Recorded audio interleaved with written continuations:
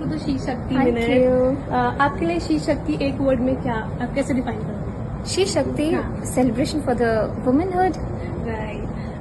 अगर शी शक्ति एक राग होता तो वो कौन सा होता और क्यों? भैरवी. भैरवी, थोड़ा सा बताएं उसके बारे में।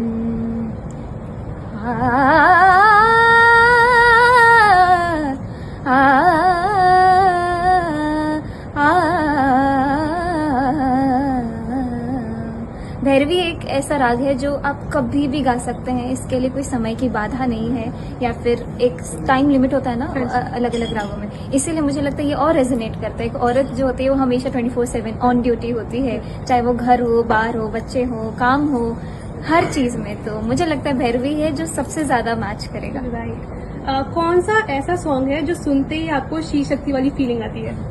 ऐसे बहुत सारे गाने हैं जैसे ये हौसला